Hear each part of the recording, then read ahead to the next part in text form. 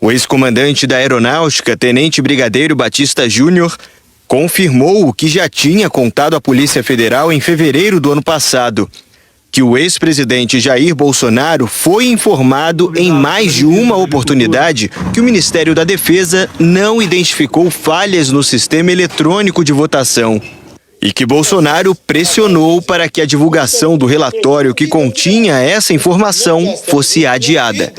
Em diversas ocasiões, Bolsonaro fez ataques às urnas sem apresentar provas.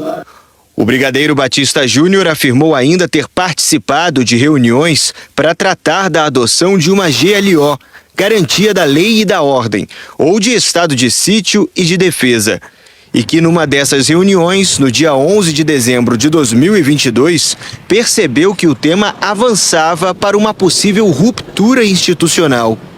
Eu comecei pessoalmente a entender que aquela garantia da lei e da ordem que nós estávamos acordando não era o que eu estava acostumado a ver as Forças Armadas cumprirem desde 92.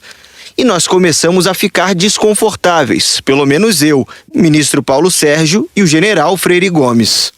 O Procurador-Geral da República, Paulo Gonet, perguntou se Batista Júnior confirmava o que também já havia falado à Polícia Federal sobre o alerta de prisão feito pelo então comandante do Exército, general Freire Gomes, caso Bolsonaro desse curso a uma ruptura institucional. Confirmo sim, senhor. Eu acompanhei anteontem a sessão, estava chegando de viagem. General Freire Gomes é uma pessoa polida, educada. Logicamente, ele não falou essa frase com agressividade com o presidente da República. Ele não faria isso, mas isso ele falou com muita tranquilidade, com muita calma, mas colocou exatamente isso. Se o senhor tiver que fazer isso, eu vou ter que acabar lhe prendendo.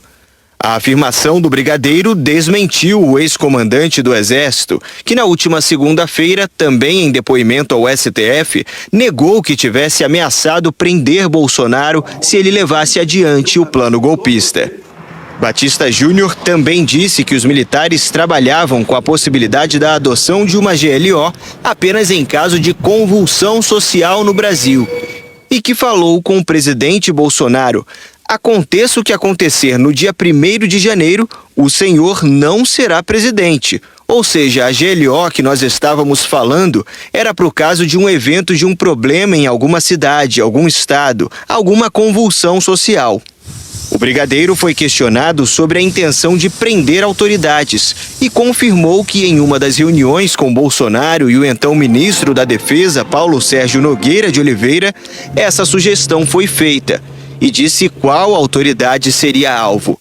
Foi, sim, senhor, do ministro Alexandre de Moraes. Segundo o tenente brigadeiro, um dos presentes na reunião levantou a hipótese de que os outros ministros do Supremo poderiam libertar Moraes com um habeas corpus. Essa pessoa não foi identificada. Nós prendemos o presidente Alexandre de Moraes, que é o presidente do TSE? Amanhã o STF vai dar habeas corpus para soltar ele. E aí nós vamos fazer o quê? Prender os outros 11? Mas esse era um brainstorm, buscando uma solução que já estava no campo do desconforto. Pelo menos para mim estava. Batista Júnior confirmou que em uma das reuniões em que Bolsonaro estava presente, o então comandante da Marinha, almirante Almir Garnier, disse que apoiaria o plano golpista. Dessas reuniões eu tenho uma visão muito passiva do almirante Garnier. Eu lembro que o Paulo Sérgio, Freire Gomes e eu conversávamos mais, debatíamos muito, tentávamos demover a mais o presidente. Em uma dessas, chegou um ponto que ele falou que as tropas da Marinha estariam à disposição do presidente. O ex-comandante da Aeronáutica também confirmou a existência da chamada Minuta do Golpe. Disse que o documento foi apresentado a ele, a Freire Gomes e ao então comandante da Marinha, Almir Garnier, no dia 14 de dezembro de 2022, pelo então ministro da Defesa, Paulo Sérgio Nogueira de Oliveira. O estado de sítio era uma coisa que eu não imaginava que fosse aparecer essa expressão. Ele falou assim: eu trouxe aqui um documento que é para vocês analisarem. Logicamente, com base em tudo o que estava acontecendo, eu perguntei para ele: esse documento prevê a não assunção no dia 1º de janeiro do presidente eleito? Ele falou sim. Daí eu falei: não admito sequer receber esse documento, não ficarei aqui. Levantei, saí da sala e fui embora. Paulo Gonet perguntou: depois que o senhor se opôs à minuta de forma tão enfática, o senhor sofreu alguma espécie de ataque ou pressão presencialmente ou virtualmente? Batista Júnior respondeu que muitas. Não só minha pessoa, mas a minha família, o que foi muito difícil, viu? Gonet quis saber se ele identificaria a fonte desses ataques. E o tenente brigadeiro disse: infelizmente também, sim senhor, General Braga Neto. O ex-comandante da Aeronáutica disse ainda que encontrou o ex-ministro do GSI, Augusto Heleno, na formatura do Instituto Tecnológico da Aeronáutica no dia 16 de dezembro de 2022. Heleno pediu carona para voltar a Brasília num avião da FAB, porque foi chamado para uma reunião de emergência com Bolsonaro no dia seguinte. Na conversa, Batista Júnior disse a Heleno que eu e a Força Aérea, por unanimidade do alto comando da Aeronáutica, não vamos apoiar qualquer ruptura nesse país. Se alguém for bancar isso, saiba quais são as consequências. Logicamente, eu entendi que o ministro Heleno não estava sendo chamado para uma coisa trivial e quis deixar claro a posição novamente da Força Aérea, porque não tinha deixado para ele ainda.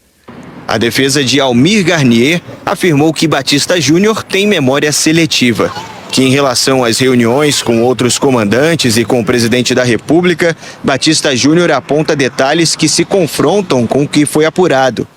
E que, quando se trata de reuniões, inclusive na casa do próprio Batista Júnior, ele se lembra com exatidão da data, mas diz ter se esquecido do que foi abordado.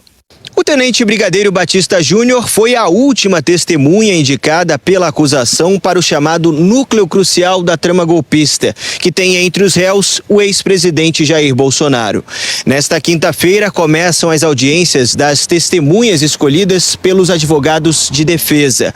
O Supremo vai ouvir as pessoas indicadas pelo tenente-coronel Mauro Cid, que fez delação premiada.